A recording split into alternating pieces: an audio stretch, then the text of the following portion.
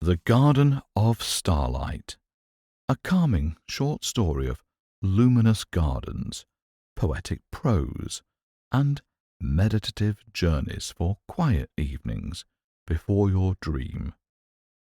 Written by Fedor Alphenaar. Narrated by Peter McGiffin. The Garden of Starlight. Arrival above the clouds. The evening air grew thin and weightless as the last breath of daylight settled into dusk. Far above the world, where the horizon curved gently into starlight, a garden floated in perfect stillness among the clouds. No earthly wind could reach this place. No footstep had ever disturbed its pathways of pearl-white stone that gleamed with their own inner light. Here, in this suspended sanctuary, the very air seemed to hold memories of rain that had never fallen, of seasons that moved like slow music through the floating beds of flowers. The garden existed in its own time, unhurried and eternal, where each petal held the soft glow of captured moonbeams, and every leaf whispered with the gentlest of luminescence.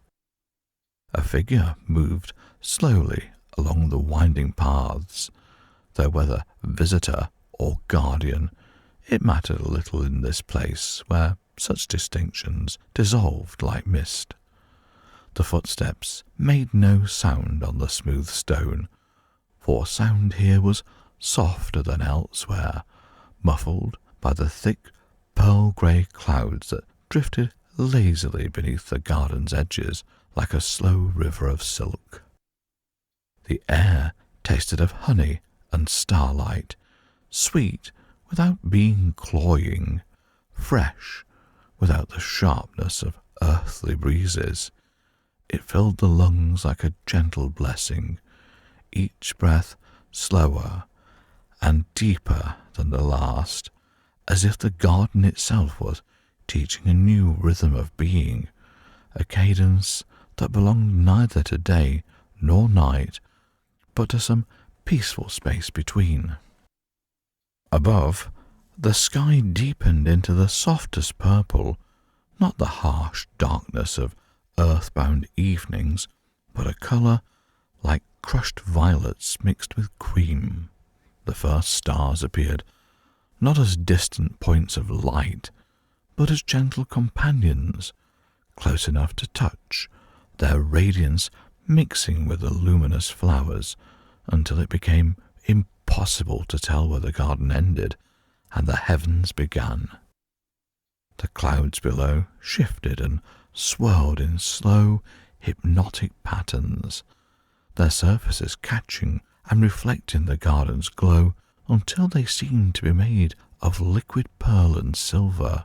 Occasionally, a wisp of mist would rise from their depths, carrying with it the faint scent of distant rain and the promise of dreams yet to be dreamed. In this suspended world, time moved differently, each moment stretching like warm honey, sweet and golden and unhurried. The figure continued along the path, drawn not by destination, but by the simple pleasure of movement through such beauty, each step a meditation, each breath a prayer of gratitude for this impossible, perfect place. The garden seemed to breathe with its own life, a slow, steady rhythm that gradually synchronized with the heartbeat of any who walked among its glowing pathways. It was a place of pure peace, untouched by the hurried world below, where the very air seemed to whisper that here, at last, was a sanctuary where the soul could truly rest.